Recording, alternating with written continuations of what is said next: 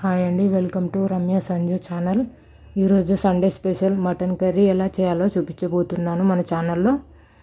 ముందుగా ఇలా చిన్న చిన్న పీసెస్ చేసుకొని క్లీన్ చేసి పక్కన పెట్టుకోండి.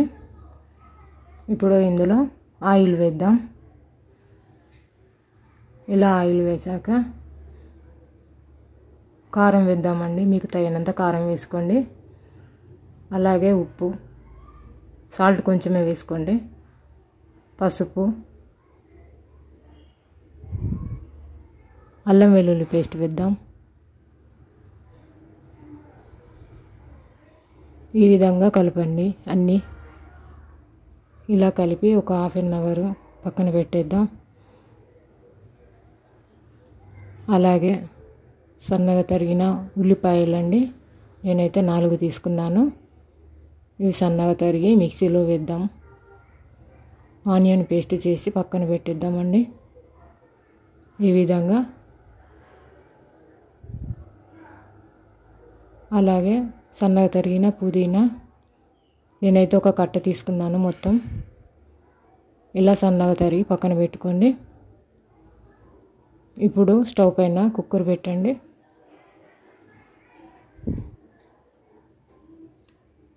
వేడయ్యాక ఆయిల్ వేసుకుందాం.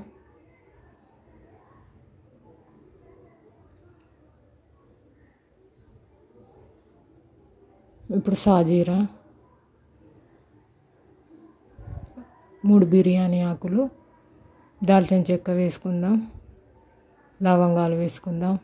ఇలాచి, స్టోన్ ఫ్లవర్ వేసుకుందాం. ఇవి దోరగా ఫ్రై అయ్యాక ఇందులో ఆనియన్ పేస్ట్ వేసుకుందామండి. ఇలా వేసి బాగా కలపాలి.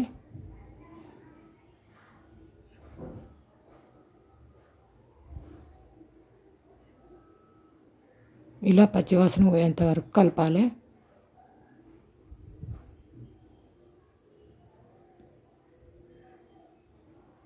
ఇలా ఫ్రై అయ్యాక ఇందులో పుదీనా ఆకు వేసుకుందాం. సన్నగా తరిగి పెట్టిన పుదీనా వేసి ఇలా కలుపుకుందాం.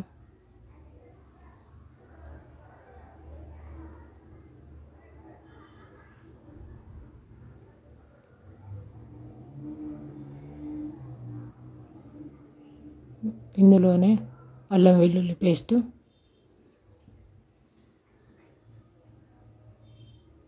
ఇలా వేసి కలపాలి. ఇందులో కలిపెట్టిన ఉప్పు కారం కలిపెట్టిన మటన్ కూడా వేద్దామండి. ఇలా వేసి కలిపి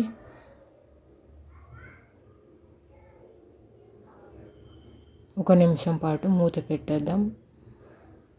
విజిల్ ఇట్లా పెట్టకండి, నార్మల్గా ఇలా పెట్టేసేయండి మూత.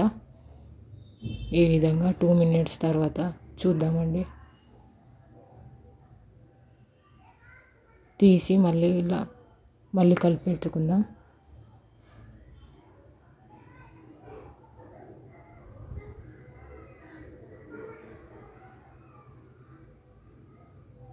ఇలా ఆయిల్లో ఫ్రై చేయాలి. 3 నిమిషాలకు ఒకసారి ఇలా మూత తీస్తూ ఇలా కలిపి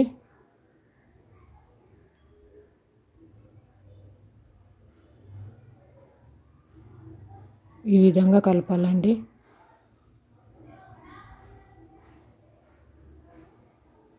ఈ విధంగా కలుపుతూ మూత పెట్టేయాలండి.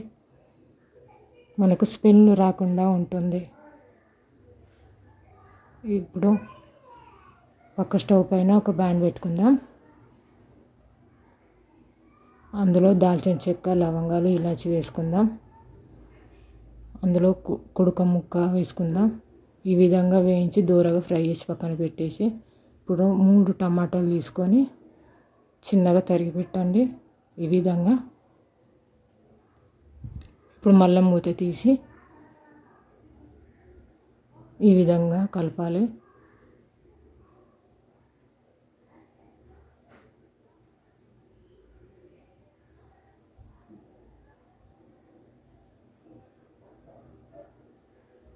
ఇప్పుడు ఇందులో సన్నగా తరిగిన టమాటా పీసెస్ వేసుకుందాం. ఈ విధంగా కలిపి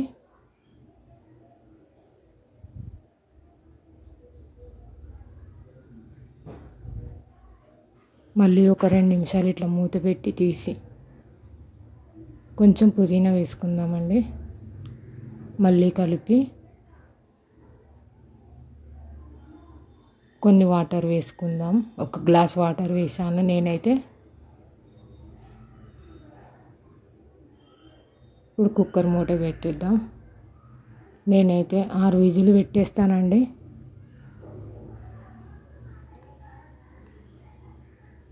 ఇలా కుక్కర్ మూత తీసి నార్మల్గా మళ్ళీ కలుపుదాం.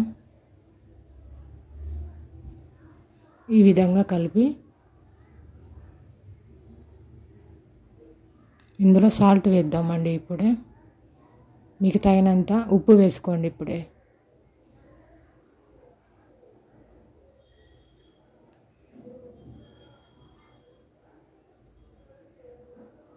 ఇప్పుడు కుడుక పొడి వేసేద్దాం.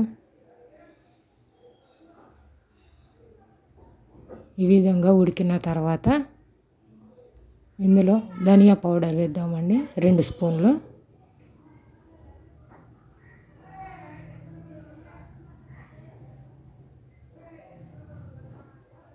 ఇందులో సన్నగా తరిగిన పుదీనా, కొత్తిమీర ఇలా వేద్దాం చివరగా. పుదీనా బాగా వేసుకుంటే టేస్ట్ బాగా ఉంటుందండి కర్రీ.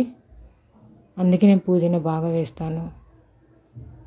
నాన్ వెజ్ వండినప్పుడు చికెన్లో కానీ మటన్లో కానీ పుదీనా ఉంటే బాగుంటుందండి.